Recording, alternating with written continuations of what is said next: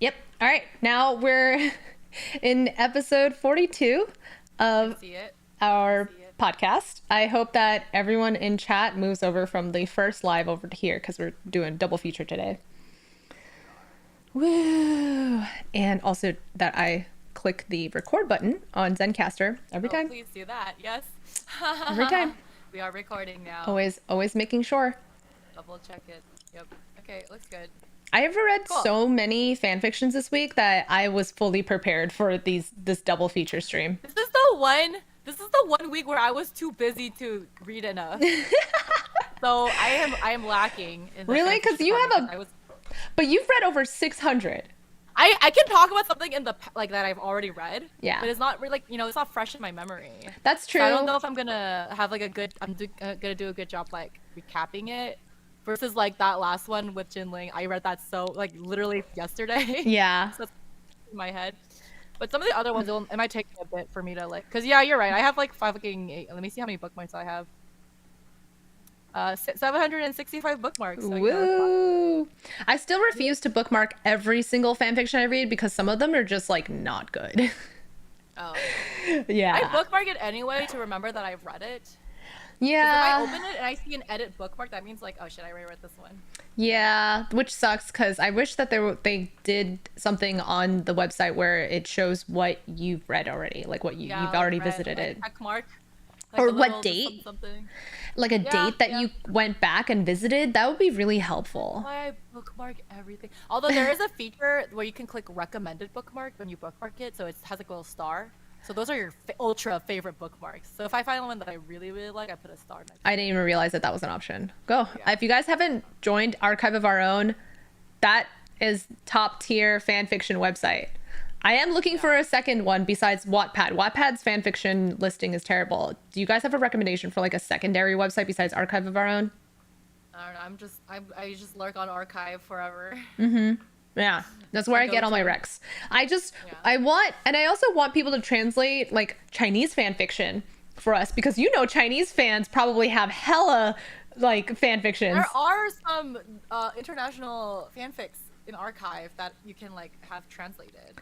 That's what I want. I bet you there's Because good like for ones. Heaven's Official, if you sort by kudos and leave the language alone, the top one is like in Chinese. I think that's the one I was talking about, the one where I felt like it was like pretty canonical to the end of the book. I think that's if you sort by kudos, I need it. Official, it's like Okay. yeah, it's in Chinese, so you can Good read to it. know. I read a Yeah. translated version of it because they posted a translated version in the comments, so that's how Gotcha. I read it. But the original listing on archive is all in Chinese, so you can read that. Yeah, I just want someone from like who has access to a Chinese version of their fanfiction.com to like start just Right. translating stuff over so Translating that everything. we can secondhand fanfiction. That'd be great. Yeah. Can you make a separate bookmark list or no? I don't think so. I don't think No, you it's just can one custom bookmark it. list. It's very unfortunate. You can add your own tags to your bookmarks, so you can always search by tags. Like sometimes if I, like, one day I'm gonna get organized and organize 765. Another person I know made an Excel spreadsheet, and I'm thinking like I might do that. I'm not even like joking. I might stop and like if I have a free day in the future sometime, I might just like start creating a spreadsheet for my Wow. fanfics and then sort it by tags and rating and characters so that I can like easily find things because like there's no organization. I have 39 pages of bookmarks and it's all disorganized and I hate That's it. crazy. Okay, that's a good idea. That would, yeah. Yeah. That Listen, I- I live off spreadsheets. yeah, that's true. You've inspired me to live off of spreadsheets for sure. No, it's good. It's your life is so much easier. Oh my god, yeah, I plan all of my trips now with spreadsheets. Yeah, as everyone should. I don't understand how people don't have an itinerary when they travel. Like you guys need to get on the itinerary spreadsheet game. Oh, Don't you've convinced me. understand I'm on it now. Yeah. Good. Awesome. All right, so let's get started on episode 42 of Heaven Official's Blessing BLHQ podcast. Okay. I'm starting this time. Welcome to BLHQ. I'm Jenny Belly. And I'm Stella Chu. This is our weekly podcast breaking down the Danmei web novel Heaven Official's Blessing, written by MXTX. We deep dive a few chapters at a time and discuss themes, cultural backgrounds, and our overall reactions. Spoilers abound and screaming will be had, so you have been warned.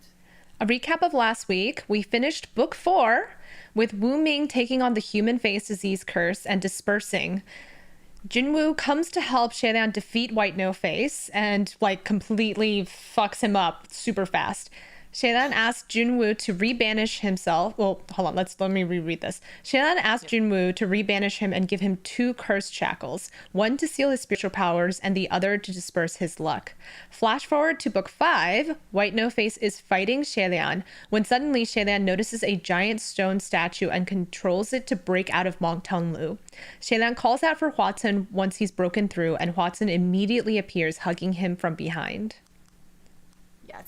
And that brings us into chapter 200. Dominate heaven and earth. Divine breaks through the kiln. Divine beings break through the kiln. Suddenly, the mountain starts shaking.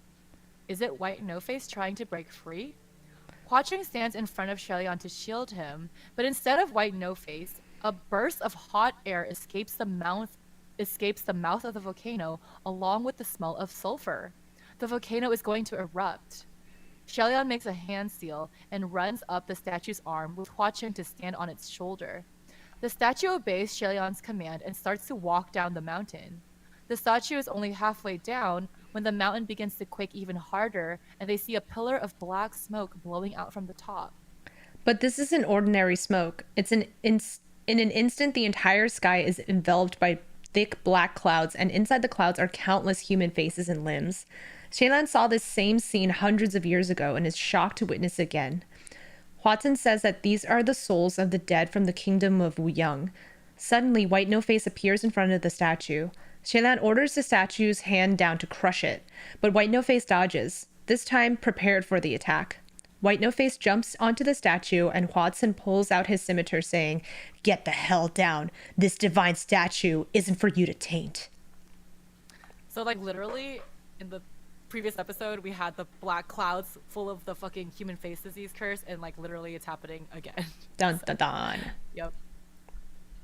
But at that moment, lava has erupted from the volcano and is mixing with the black smoke and flowing downwards. White No Face uses that chance to run away and disappear in the snow. Xie Lian orders the statue to run, and it jumps the rest of the way down the mountain to escape the lava. However, the lava and smoke are flowing quickly and catching up. But as they run, Xie Lian is running out of spiritual power, and the statue begins to slow down. Soon, the statue falls to one knee and does not move. Xie Lian begins to panic. The lava is going to catch up to them. Oh no, what's gonna happen? He's running out of spiritual power. I wonder where he's gonna get it from. Oh no. Oh no, Hua Tun, I am out of spiritual power. What do we do? We're gonna die. We gotta figure something He's like out. putting on chapstick. He's like spraying his mouth. I know! He's like, oh no! Oh no. No, but literally that's like the next scene. I know. It's so funny. But just then, Xie Lian feels an arm tighten around his waist. Hua Tun yanks him over easily, raising his hand to lift his chin, and then pressing their lips together. Xie Lian's eyes are wide as cool air fills his lungs, flowing through his limbs, and he feels his entire body liven up again. The kiss is short, and Hua Tun pats his lips. Wait, the kiss is... Parts. Yeah, I know. I was just I'm blushing right now.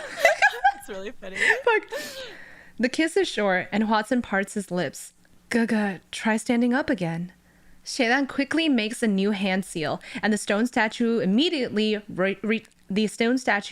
reaches out to rise again. Controlling the statue requires an insane amount of spiritual power.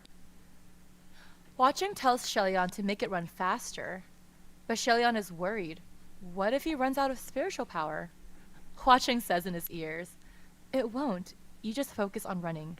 Don't ever be afraid. I'm right here beside you." Hua Cheng stands behind Xie Lian, his hands supporting his waist, but just that one gesture feels like the entire world is behind him. Xie Lian inhales deeply and says, "All right." He extends his arms and unleashes all of his spiritual powers, commanding the statue to run. The divine statue runs wildly, each step covering several miles. The lava and clouds are left far behind. As they are running, Xie Lian suddenly remembers that the Rainmaster, General Pei, and the others are still at the royal capital of Wuyang. He quickly orders the statue to stop and run back so they can pick them up.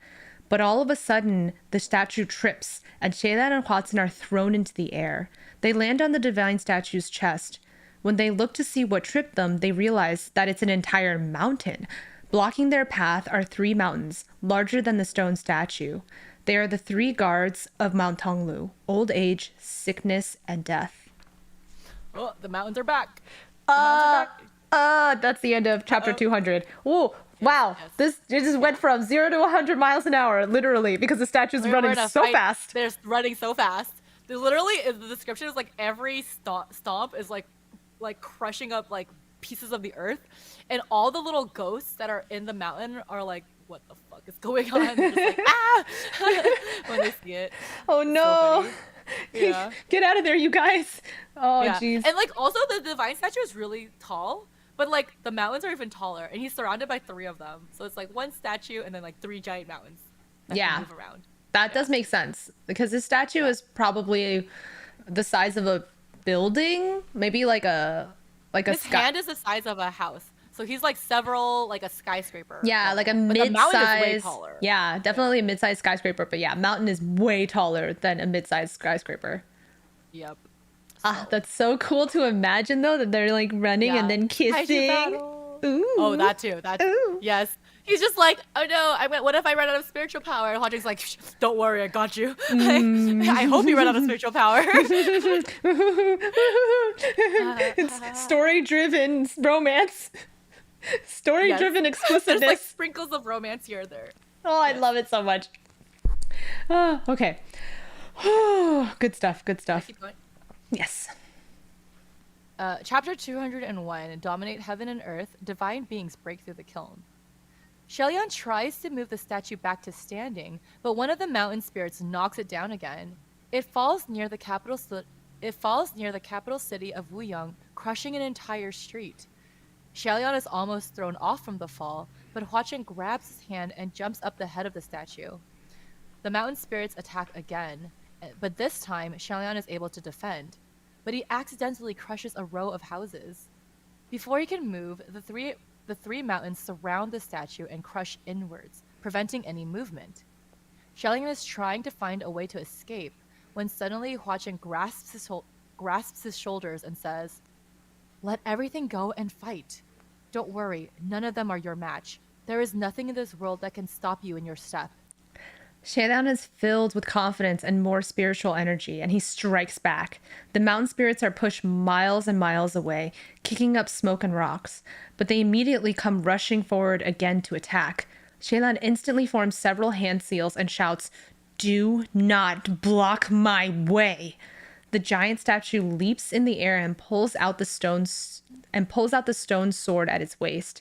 Xie Lian shouts, "I'll cut you." Oh, I won't cut you yet. Hold on. Xie Lian was about to swing the sword upon the Xie Lian was about to swing down the sword upon the mountains, but the sword was only a hilt. There was no blade. So fucking tough. Hua Chen drops his face and says, "Gaga, I'm sorry. I forgot to tell you. I didn't carve the blade of this divine statue. It's my negligence." But obviously, when Hua Chen carved this statue, he only carved the hilt and sheath. Since no blade was carved, of course it wouldn't just magically appear. Hua Chen frowns solemnly and says, "It's my miscalculation. It's not exquisite enough. Next time I will carve out every detail." Xie Lian can tell he is serious and says, No, it's already very exquisite, really." Nevertheless, the statue can't cut down the mountains, so Xie Lian turns to plan B, run away. The stone statue tosses the useless hilt aside and runs like mad. It's just such a funny scene to see. Scene. Yes. So where Watson's like, well, yeah. Wait a minute. Watson's like, "Oh, I'm so sorry. It's just not good enough. My art. I'm sorry. It's not have the made best it art. better. I could have made it so good. More glorious and detailed. I'm sorry. It's not the perfect blade. Oh no. Oh no." And he's like serious. He's like, "I'm gonna make a better one. I swear to God. I'm so cute. awful. I'm sorry." These guys, you can tell that it's not serious when they're perception of like the world around them is so warped like this. Yeah, yeah. They're so fucking I funny. should have made it more impressive for my Guga. No, it's already really impressive. I love it so much. It's my favorite. Stop. It's fine. The Don't do mountains it. are Don't like, make another hello? one. It's unnecessary. Yeah. Are we not fighting right now? A silver butterfly flies to Xie Lian's ear, and he can hear the voices of Fenchen Muqing, and he can hear the voices of Fenchen Muqing, the Rainmaster, and General Pei. This butterfly has two-way communication, so Xie Lian is able to speak with them. Pei Ming says that Xie Lian's voice is too loud. Xie Lian apologizes and replies that it's because he has too much spiritual power. Muqing is suspicious. Why does Xie Lian have too much spiritual power? Can you tell me more? Why do you suddenly you're just so Why? strong? Like, what happened? Where'd you get it from? How did you get it? Give us details. Xie Lian ignores him and asks where they all are. Muqing replies that they're in the woods near Wuyang River. Fenchen asks if they should meet him to assist. Xie Lian quickly replies, "No need. You just stay there and we'll come pick you up all very soon. We'll talk then. We're already here." The statue has reached the dried-up river and crouches down next to the dense forest. Muqing and Fengshen emerges from the forest and look up to see a gigantic Xie Lian looking down on them. The statue even has a very Xie Lian-like friendly smile on its face. Muqing mumbles, "I haven't gotten mad, have I?" Fengshen mumbles, "What the fuck? What the fuck? What the actual fuck? What in the fucking world is this thing?" Watching raises his eyebrows, looking very smug. Actually, this is the largest and most realistic divine statue ever created. In the past, the largest divine statue belonged to Jun Wu, but even that one only reaches halfway to this giant statue. When Fenching and Muqing finally get over their shock, Xie Lian commands the statue to lower its palms to bring everyone up. Xie Lian explains that the volcano has erupted and 3 mountains are pursuing them, so they have to leave soon. Everyone settles on the statue, and finally the statue is running again. Fenchen still can't get over this giant Xie Lian and says in disbelief, "Just who did this? Who carved this? How come I've never seen this before? I've never even heard of it before." Watson smiles fakely. "There's way too much you haven't seen in this world." Fenchen and Muqing immediately realize that Watson is the culprit. Muqing says, "I almost can't believe this. How are you moving this thing? Just how much spiritual power does this thing need? Do you have enough? I thought you didn't have any spiritual powers." Xie Lian glances at Hua Qing and says, well, Pei Ming says, if there isn't any, Pei Ming says, if there isn't any, you can borrow. Am I right? Such an easy thing." Xie Lian replies, "Ha ha ha, yeah." As the statue runs, various monsters and demons try to climb up to get away from the lava pouring down, but Hua Qing says, "Get the hell down," and sends out a wave of silver butterflies to kill them all. Oh, you need to change Yin Yu. Yeah, I was about to say, I was like, I can't remember who this person is. It's Yin Yu. He's the forgotten one. I forgot him too. The Mal. I'm sorry. Okay, what chapter are we on? I just got. Okay, you're good. Okay, I see it. Yin Yu, who is holding a sleeping Guzi, warns that the corpse-eating rats and empty-shelled people have suddenly all headed to Mount Tonglu. The Rainmaster, who is sitting on the black ox, also warns that the resentful spirits inside the black clouds have turned into the human face disease and are seeking live beings to possess. Xie Lian's hands tremble as he says, "Mount Tonglu has a barrier. Nothing outside can come in, and nothing inside can go out. So those resentful spirits shouldn't be able to fly out for the moment." But Watson suddenly squeezes Xie Lian's hands. Xie Lian is worried and says, "What is it? Have I drained too much? Sorry. I should conserve my use after all." But Hua Qing replies, "That's not it. Guga, you don't have to worry about that.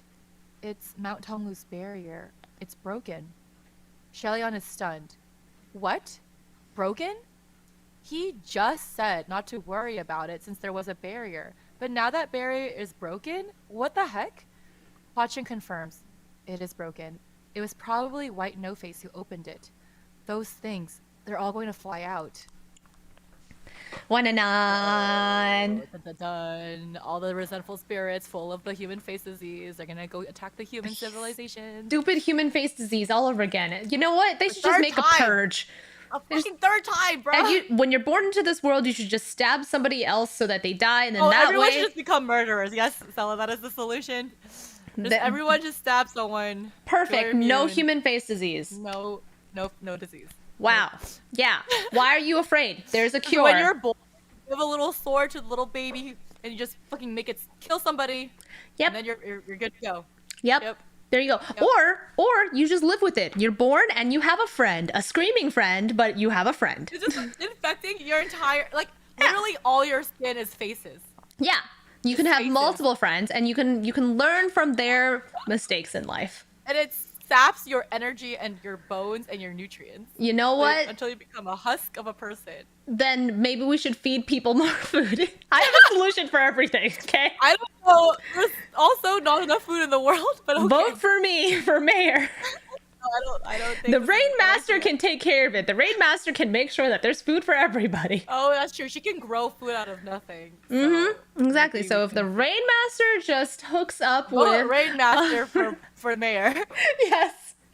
Fixed solution. Perfect. Yes. We don't have to be worried about White No Face and his stupid human face disease anymore. All the human. This is the third time, bruh. Like, White No Face, you need to come up with a new system. Yeah, I know. Get more creative, man. We've seen this before. Yeah. Yeah, why are you a one-trick pony? It's like his go-to trick. It's like his one thing. Yeah, it's one thing. Oh, man. Oh, my God. Okay. Oh, my God. It's so goofy. I love it. I know. All right, chapter 202. Chapter 202. Taking the helm, 4 martial gods transform into a sword. If those resentful spirits fly out, then there will be a third epidemic of the human face disease. Xie Lian instantly cries out, "We have to find a way to stop it." Mu Qing says, "How can we do that?" Xie Lian commands the statue to stop running and orders everyone to hold their breaths. When the black smoke catches up to the statue raises its hand and smashes against it. But since it's clouds, it only manages to blow a part of it away. Xie Lian is dismayed and says, "If only there was a sword." Huatzin replies, "Gege, there is a way to get a sword." Xie Lian is excited. How? Huatzin replies, This will have to see if your heavenly colleagues down there would be willing." Xie Lian guesses, "Are you saying have General Pei and the others come together and transform into a sword?" Huatzin confirms and says, "That's right. Heavenly officials inside Mount Tonglu have their powers restricted, but there are several martial gods here. So if 4 of them transform into one spirit body and strike together, their might should be considerable." Pei Ming agrees to the plan, but Mu Qing is doubtful. There's only 3 martial gods right now: Mu Qing, Feng Shen, and Pei Ming. But Pei Ming reminds him that Kuan Yizhen is there too, still sealed in a Durama doll. Yin Yu hesitates, takes out the Durama doll from his robes. Yet unexpectedly, the Durama doll starts screaming and everyone covers their ears. Yin Yu quickly puts the doll away and says, "Sorry about that, I grabbed the wrong one." That was the green ghost Qirong just now. This one's the right one. Then he pulls out another Durama doll. It explodes into red smoke and Kuan Yizhen comes tumbling out. Yin Yu immediately sneaks behind someone's back to hide, but Kuan Yizhen sees him instantly and shouts, "Shishong!" Yin Yu gets headaches just from seeing Kuan Yizhen's face, and he'd much rather listen to... Oh my god, I forgot to put Qirong in the dock. Let me do Qirong. That's fine. I'm gonna take a bite of my food. Yin Yu gets headaches just from seeing Kuan Yizhen's face, and he'd much rather listen to Qirong scream for 3 days than speak one word to Kuan Yizhen. Fortunately, Pei Ming catches Kuan Yizhen and says, Come. Time to get to work, Qiying. Have your reunion after work is done." But Kuan Yizhen is extremely confused. He was basically sealed away when everything happened, and now he's standing on a giant statue surrounded by heavenly officials. But then he sees Xie Lian, who has his hands in a prayer begging sincerely, Please and thank you, Cheng. Though he still has no idea what's going on, Kuan Yin nods and agrees to whatever they're planning on doing. Because Kuan Yin is a good friend. He's just confused all the time. But he's also a good friend from top to bottom. He is a good friend. He's very loyal. Yes. He's fantastic. Yeah. He'll do and say anything you need him to do. It's just you who is the problem, Yin Yu. Pei Ming and Fenxin, Kuan Yi Zhen, and Mu Qing form a line on the palm of the divine statue. Hua Zhen looks at them and says, "Isn't the order of the last two reversed?"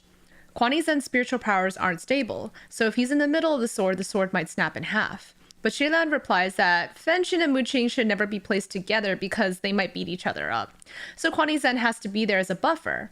Hearing this, Hua Zhen's face looks like to say, "Please have them beat each other to death. That'd be great." He has such petty feelings over Mu Qing and Fenxin. The four martial gods emit spiritual light from their bodies, growing stronger and brighter until eventually they form one body, becoming a sword of spiritual light. The giant statue grips the sword, and Xie Lian feels like a tiger with wings, striking out against the resentful spirits. His sword dances like flowers, slashing against millions of ghosts and shattering them like the wind blows apart clouds. But eventually, Xie Lian runs out of spiritual energy, and he grows tired, making the stone statue stumble forward. The martial gods are alarmed. The enemies are still gathering. Xie Lian turns around and Hua Zhen is already standing only inches behind him. Xie Lian ignores everything else and cups Hua Zhen's hand with his face, tips his toes, and closes his eyes before pressing their lips together. Oh my god, I can't read that with a straight face right now. Oh, I'm sweating. Yes. Xie Lian takes the initiative. Oh, Fenxin, Mu Qing are speechless. Kuan Yi Zhen is confused. Pei Ming remarks, "Ho ho." This is the fucking famous ho-ho line. Ho-ho. This is it. Gaming ho-ho has become a meme. I don't know if y'all have seen this on the internet, but y'all need to fucking Google ho-ho meme. Yes. Pei Ming. Pei Ming's ho-ho. So funny. He's like, "Oh, I get it now, and I support it. Yes, I ship these two together." Xie Lian feels that cupping Hua Zhen's face isn't enough, and since he's already there, he might as well suck more. He circles his arms around Hua Zhen's neck tightly and kisses deeper. Instantly, all of his fatigue from earlier is swept away, and his body is filled with spiritual power. The giant stone statue is standing again, but its spiritual sword is clamoring with noise. Fenxin is shaken. What is this? What are you two doing? Your Highness? Xie Lian chokes and breaks his kiss. He avoids looking at the sword and shouts to the sky. "But borrowing spiritual powers? I'm only borrowing spiritual powers. Very proper." Mu Qing is shaken too. "You didn't need to do this to borrow spiritual powers, though? Just a slap or a smack or something would have been fine?" Xie Lian cries out randomly. "Ha ha ha! I've been seen through! It's not actually borrowing any spiritual powers. Ha ha ha!" Oh my god! Oh, I've been seen through. Oh no! You fucking into it. You fucking was like, "You're right. You saw through me. Oh no. Oh no! Now I'm gonna make out with him completely shamelessly. Oh no! Just fucking. I'ma just bring my arms around him and just keep going. Just make the kiss deeper. Like fucking whatever. Who cares?" Yep. Seeing Xie Lian like this, Hua Zhen laughs out loud and cups his face and kisses his forehead. Oh my god. "Don't be nervous, Gaga." Xie Lian returns to normal and pretends he didn't hear Mu Qing and Fenxin and forms more hand seals. The statue once again slashes at the clouds of resentful energy with incredible strength. Kuan Yi Zhen says with awe, "So that really was borrowing spiritual powers just now. It suddenly became strong." Mu Qing exclaims, "Complete bullshit. What do you know?" But then he stops, realizing that he doesn't need to explain anything to a man-child like Kuan Yi Zhen, and says, "Yeah, that's right. It was borrowing spiritual powers." Kuan Yi Zhen is gonna be like, "Well, man, what if I need to borrow spiritual powers? Xishong, come here." I need to kiss someone right now. Or what if he needs to lend it? You're an innocent. Because he doesn't know shit. Yin Yu can't do. Yin Yu doesn't have spiritual powers. He's like immortal as well. So what if Kuan Yi Zhen's like, "Hey, I have to lend you spiritual powers. Come over here, Xishong. I'm gonna give it to you." Yin Yu, I can give you spiritual powers right now. Oh my god! Oh I my love god! how Oh my god! Cheng is just like, oh god, I don't. This is not You even know, worth fuck the it, energy to whatever. explain. Fuck it, fine. Yeah. I love it so much. Oh my god. The scene is so great. Haiming laughs and says, "That's right indeed, but you can't borrow like that so casually. Understand, Qi Ying?" Fengshen is incredulous. Huh? What are you all saying? Do you all actually believe that? Meanwhile, the resentful energy realize that they can't win against this stone statue, so they all start to flee, swimming in all directions. Xie Lian cries out, "Chase them!" But right as the statue begins to move, it suddenly falls over to the side. Xie Lian looks down and sees that White No-Face has appeared and broke the leg of the divine statue with his bare hands. The giant statue comes crashing down, and everyone is forced to jump off. Xie Lian tries to move the statue again, but it struggles on the ground, looking rather miserable.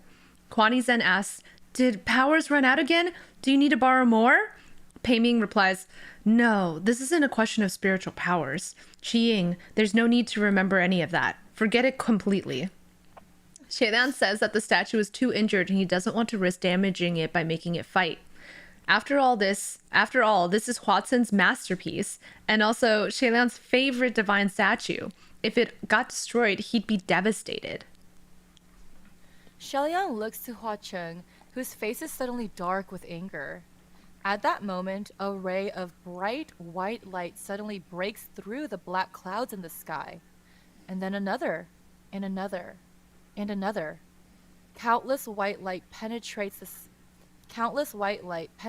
clouds and stabs the resentful spirits. The spiritual light is so blindingly strong, and all the heavenly officials present know immediately who has come. After all, the entire heavenly court is always enveloped by this spiritual light. It is Jun Wu. He's come again! He's come to join the fight and then basically clear the field. Fuck shit up. Yep, yes, there's just too much and they cannot handle it. This freaking chapter! Oh my god, it's so funny. So much kissing and so much slapstick comedy from the fucking peanut gallery. Like, the commentary is hilarious. It's so funny. God. Fucking funny. I love funny so much. Did you run out of spiritual power? You need to borrow more? You gonna make out with Huacen more? Yeah, it's like, and Pei Ming is like, okay, but you can't do it with just anyone, okay? You have to save yourself for that special someone. He's like, good, Don't do Ying it so Yu. casually. I'll save it myself for Ying Yu. Got it. Yeah. Oh my god, it's so funny. Oh, it's, like, so good. Great. It's So beautiful. good. It's perfect, And you guys. Xie Lian just like, oh no, you caught me. Oh no, you caught me. I guess I I was just making out. Oh no. I know. Guess And I'll he's make like, out with I'm him already more. here. Might as well just dig myself deeper into this grave. Fucking love it. Oh my god. God, I love them so much. Everyone is great. 10 out of 10. Yes. It shows everyone's personality on a level that's so funny and perfect. And Fengshen just like, what the fuck? Like, he's like too much shock. He can't even deal with this right now. No, he can't deal with it. It's great. Yeah, he's like, not my precious Xie Lian. Not like this. Also, the concept of He's like a dad. yes. He's like, yeah, he is like a dad. That's weird. Or like, he's like, that's my brother. What are you doing with my brother? I know. Oh my god. Also, the concept of like all of these guys turning into a spiritual sword is hilarious to me. Like, Yeah. there was no They're just indication like, that this was light an up, ability. And they just shine until they became a light sword. Like a Yes. lightsaber sword. But like, Yep. what this ability came out of We're nowhere. gods. They're gods. Just let them be gods. Letting them be gods. Let it go. Transform into a giant sword. They just did it. They did. They sure All did. the Voltrons come together to form a giant sword. Yeah. I mean, just all the people just stacked the top of each other. I'm imagining that they're holding hands. Everybody hold Like hands. this. Yeah. Yeah. Yeah, there's no way Fengshen and Buqing are gonna be holding hands, so of course they can't be next to each other. Oh my god. Oh, so silly. All right, let's move on to it. our next chapter. Okay. Chapter 203. White Emperor comments on the mysterious guoshi. The resentful spirits and clouds disperse and dissipate, and Jun Wu breaks through the clouds wearing white armor with his sword in hand. The heavenly officials cheer with tears streaming down their faces. Ah, my lord! They've been saved. Jun Wu steps towards them and says, don't panic, don't panic. Is everyone all right? The martial gods in the sword array disassemble and transform back to their original forms. Pei Ming asked Jun Wu, how come he's come? Wasn't he guarding the heavenly capital? Jun Wu replies that he heard from the Rainmaster that Mount Tonglu's barrier was broken, so the situation was too dire to ignore. Everyone looks at the Rainmaster and only then realize that since the barrier is broken, the communication arrays work again. Xie Lian steps forward and tells Jun Wu, oh my gosh, I had so many typos. Xie Lian steps forward and tells Jun Wu that White No-Face has returned, but he's run away and they don't know where he's hiding. Jun Wu replies, no matter, let's settle these resentful spirits first before we go seek him. They look to the sky and see that the black clouds are all being purified by Jun Wu's lights. Pei Ming says, so the birth of a new ghost king has been stopped this time, right? Xie Lian nods and says that the only thing that broke through the kiln was a giant statue, which is currently laying on the ground like a small mountain. Xie Lian pats the statue's cheek and asks Huatsun what they should do with it. Huatsun replies, there's no need for Gaga to worry. Until it's been repaired, let's leave it here for now. Xie Lian asks if it can be repaired. Huatsun replies, of course, as long as there's stones of the kiln, I'll be able to repair it for sure, and have it stand once again. Xie Lian replies, then let's leave it here for now. The volcano over by the kiln is still erupting. Who knows when it'll be safe again? Just then, the remaining resentful spirits suddenly transform into a shrieking tornado and charge toward the underground and charge towards the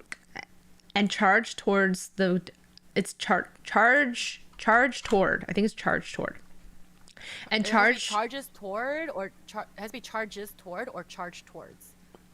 The resentful spirit sound and charges and charge. Oh, because it's plural, it's charged. Yeah, right? Weird. It's English language. It's charged towards because the spirits are plural. So those, yeah.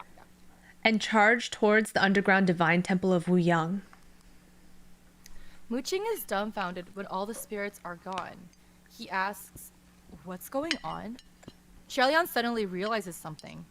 It's White No-Face. He's drawn a distance shortening array and sent those resentful spirits away.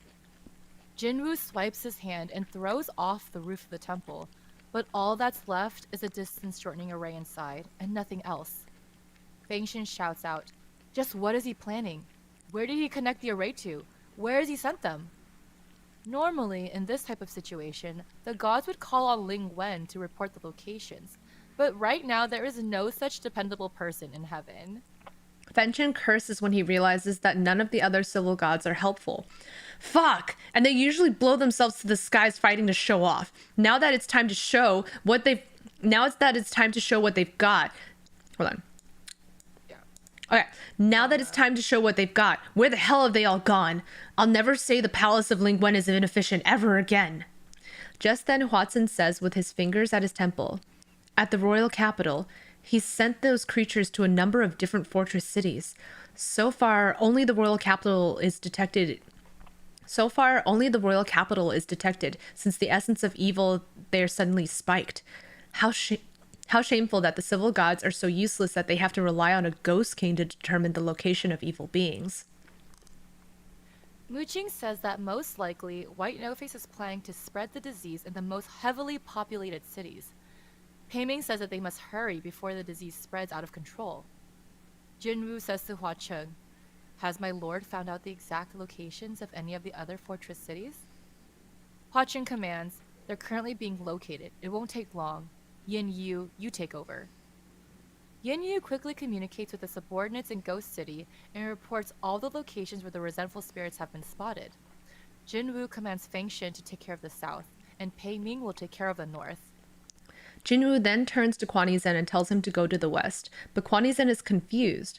What to the west? Just what exactly are we doing right now?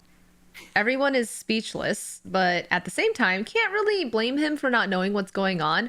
Perhaps he was confused the entire way. Why was he inside a wall? Why was he turned into a doll? Why did he have to turn into a sword? There wasn't a single moment where he figured out what was happening.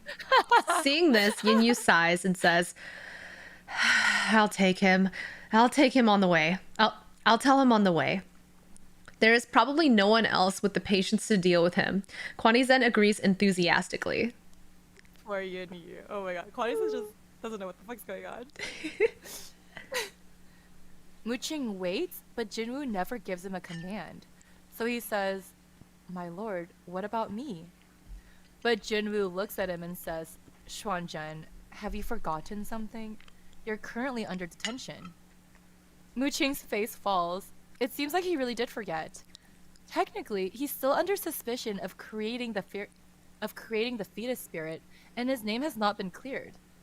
Jun Wu orders him to return to heaven to be confined. Muqing cries out that he's innocent, but Jun Wu replies that once the truth is revealed, he will be released.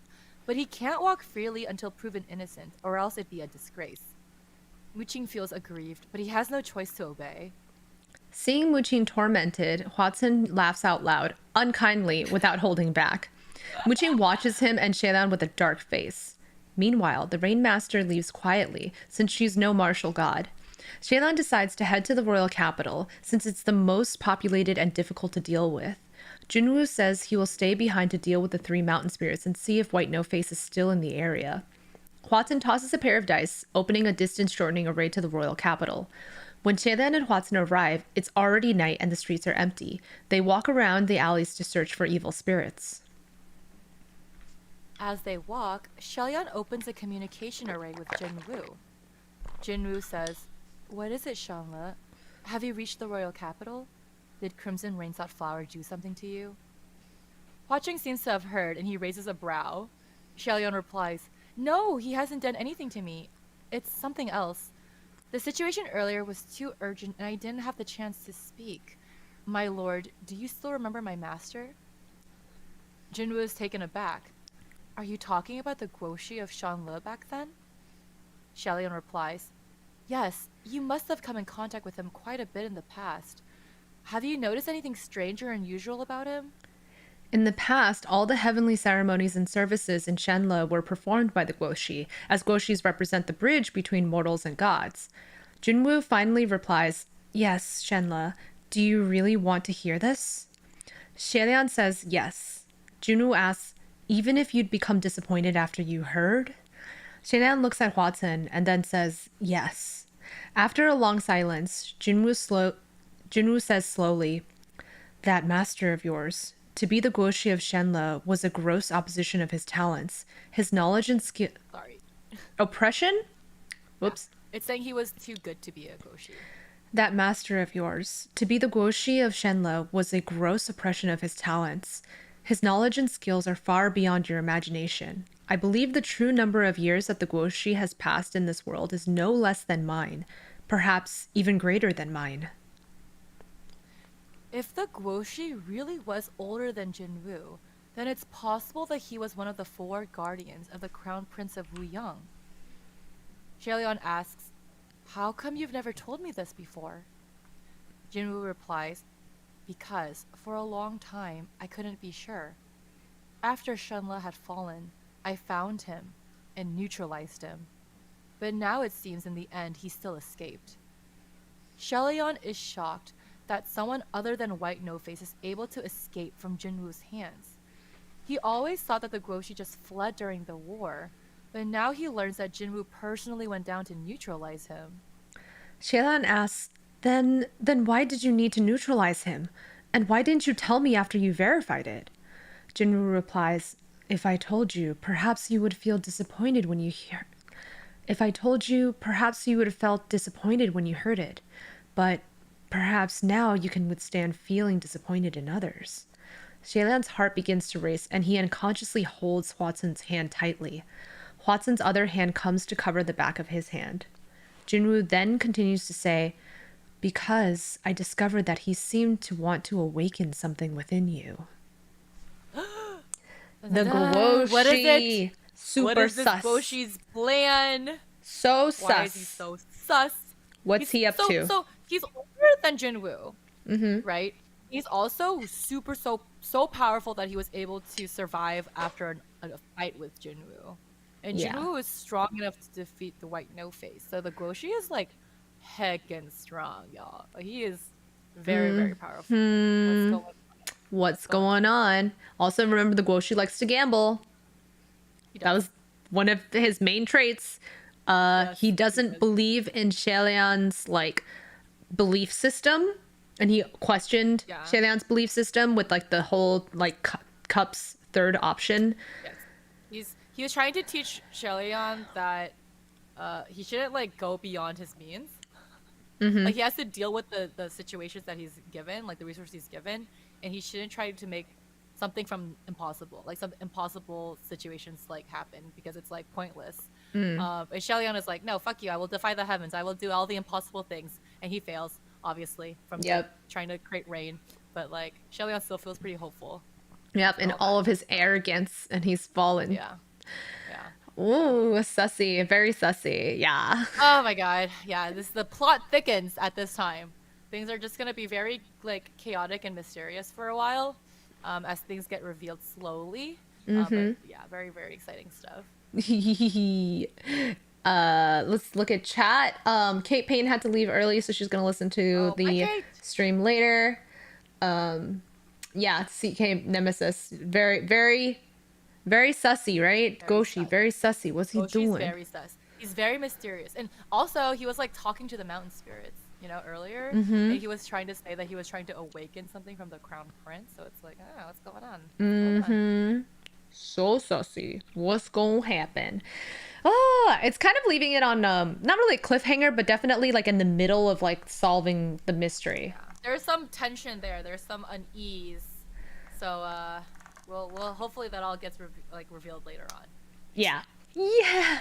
All right, cool. What is our off topic this week? Okay, let me pull up another one. Yeah, let me pull up mine. Let me close this out. The last 3 bookmarks are from Shauna's Storyteller, and I already talked about them, so I need to go first.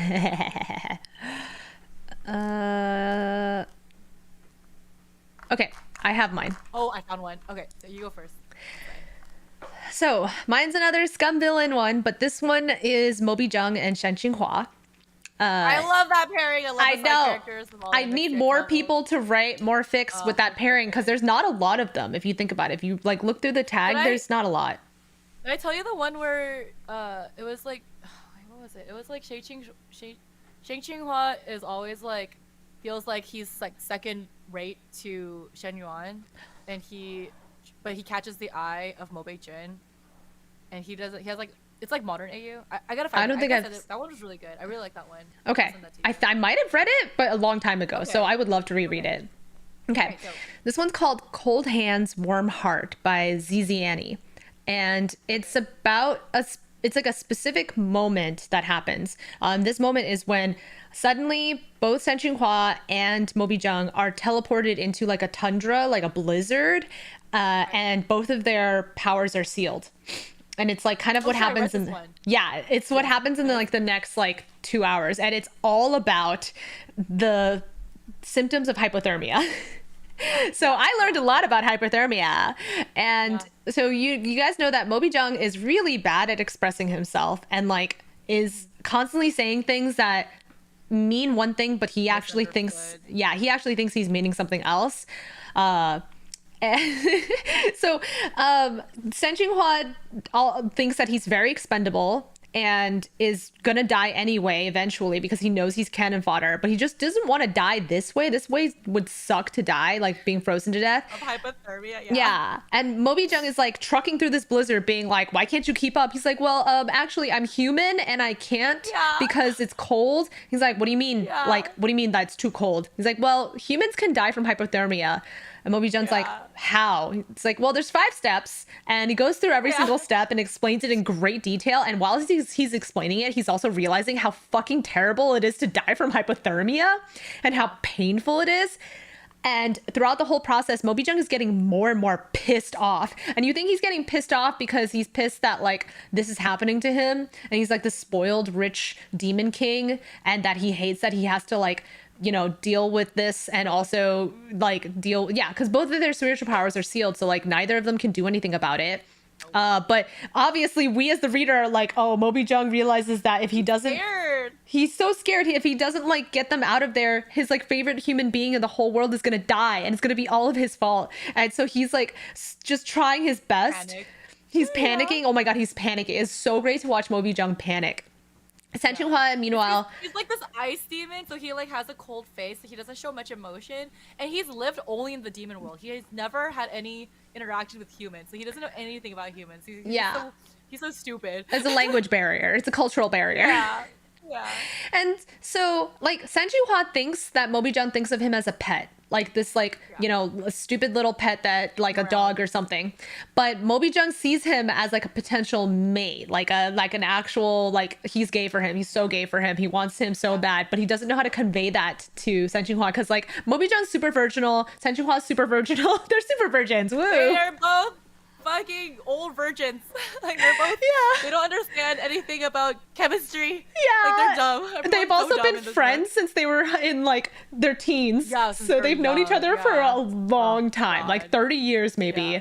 Well, he was like his like servant slash subordinate for like since forever. Yeah. And so despite that, you think San Hua would be able to read Moby Jung, but he can't. It's so funny. So stupid. My favorite He has part an about ice- Oh my god, love it. So my favorite part about anything from San Hua's perspective is that he downplays any of his suffering and he gets annoyed when anyone tries to take care of him. And he'll say things like for example, it'll be like, why does anyone want me to go to sleep like and take a nap? I really have a lot of work to do. If you want me to take a nap, like then don't give me so much work. But mostly I don't have time for this. Like, why are you trying to interrupt me by feeding me? I don't need food right now. I need to finish this paperwork. Yeah, he's just so workaholic. He's just like, I need to get shit done. People are depending on me. If I don't do this right, then I'm gonna die. Like he's just like, he's so dumb. He's so dumb. He won't take care of himself because he sees it as like an impediment to his actual like need, his actual work, his whole point in living. And so throughout all of this, you're like reading, you're like, oh my god, San Hua, please don't die because Moby Jung's gonna be so sad. Like, he's gonna like destroy everything. So sad. Yeah. It's really good. It's really well written. It's really funny. It makes me giggle. I love San Hua as character because he's just such a dumb idiot. Yeah. Oh, I love that. Good read. Good read. 10 out of 10. 10 out of 10. Okay, so the fanfic that I want to talk about is called "Who Cares When They're Gone" by Camellia Alice, and this one is a little underrated because the way I found this was not because it had a lot of kudos. It was from a author that I likes bookmarks, authors that I likes bookmarks. So it was like 3 layers in of bookmarks. So it's so like not enough people have read this. It literally only has like 300 kudos, right? It's so like, but this is a Hades x Modazushi crossover fanfic, and it is really good. And some of y'all know I'm obsessed with Hades, so when I saw that this was a Hades crossover, I fucking screamed and I started reading it immediately. But the idea is that there's like gods and then there's like the underworld, right? And Lanjan is the god of death, and Wei Ying was a god, but he sacrificed his godhood in order to save Jiang Cheng, and then he ended up signing a contract with Wen Qing to stay in the underworld. Wow. But he finds a letter that his sister is in danger, so he's rushing to get out of the underworld and break his contract to save his sister. So this is where the part of the game comes out where he's like constantly trying to go through the different layers of hell, but he keeps failing and dying, and then he tries again and he keeps failing and dying. And Lanjan is the god of death, so he like in the game the god of death will come and help you every now and then and then they like have a competition to see who can kill the most people, but mostly and he's also one of the characters you can like fall in love with and like have sex with in the game. So like Lanjan is there and he's like disappointed in Wei Ying. He's like, why are you trying to leave hell? Like you shouldn't leave. And Wei Ying is like, I can't tell you why, but I have to leave. So they have like this sort of like, he thinks that Lanjan hates him for trying to leave, and all Lanjan is like concerned. He's like, I don't want to see my favorite person constantly die over and over again trying to leave hell. So can you just like not? Can you just like sit here and like chill? But Wang is like, no, I need to save my sister. Something's going on. I need to see her. So he's like, anyways, he's like constantly dying, trying to like see her, just like in the story in the game, because it's like the main character is like dying to see his mother. But like along the way, in the game, there's like all these side characters. Like there's characters who got separated because of a faulty contract or some like demon mischief. And one of the side characters is Song Lan and what's his name? Xiao Xingchen. And because Xiao Xingchen ended up in a contract with Xie Lian, who's a demon, and so he thinks that he got into a contract in order to sacrifice himself so that Song Lan could go into heaven. But Song Lan sacrificed himself and took a deal to guard the gates of hell so that Xiao Xingchen could go to heaven. So it's sort of like these idiots who like sacrifice themselves to help each other, but then they're both in hell suffering.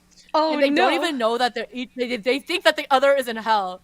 And and they only realize that they are both in hell because Wei Ying saw Song Lan during one of his runs, and he's like, what are you doing here? And he's like, I'm waiting for I'm here because I want the person I love to be happy. And he's like, who is your person you love? And he's like, Xiao Xingchen. He's like, oh shit, I saw Xiao Xingchen hanging out with Xie Yang back in hell. Oh fuck. So he like realizes like shit is going like I don't know, it's really great. And like it's one of the tags is no beta, we die 1,000 times trying to escape the underworld, which is so great. And like it's kind of like it's rated M for mature because there's like a lot of gore. Because Wei Ying is like constantly like getting killed in terrible ways as he's trying to escape hell. But like as it's a story about him and a story about like Lanzhan, the god of death, trying to like, you know, help him. And they eventually Lanzhan decides to like go against his uncle who is like the king of hell. He's like, I'm gonna help Wei Ying, I don't care. So oh my god. But it's really sad because as soon as Wei Ying gets to heaven to see his sister, because he no longer has his heavenly powers, he's not allowed to stay there. So he's only there for 5 minutes before he dies and goes to hell again. But he's constantly trying to see her, even for 5 minutes at a time. So he's constantly going through all the layers of hell endlessly just to see his sister for 5 minutes. And it's so... Oh god, it's so good. It's so good. I don't understand why this thing only has 300 kudos. It needs more. It's really well written. Yes, yeah. I'm gonna read it tonight. Oh my god, I'm gonna read the Jingling one and this one. Your recs are so great. I love it. It's really good. This one's really good. Yeah. Oh, it's so exciting. Anyways, I put in the doc. So yeah, 10 out of 10 would read again. 10 out of 10. Short, yeah. Whew. Oh, that's good. That's good. I love fanfics, you guys. It just makes the whole universe better. They're so creative. Because so after I finished playing Hades, I was like, I want like Hades fanfic. I need some like more, you know, like more AUs in there. The main character and death. Yeah. Yes. But then there was like one. There was like one. Good damn. And I was like, where's all the fucking fanfic, y'all? Like, what the fuck is going on? But I'm glad that there's a Modazushi one at least, because that like really. That's good. I needed some Hades content. Oh, love it. Okay, yeah, no, I'm gonna go explore now. Ooh, okay, that's exciting. Yeah, I'll read that. Yes.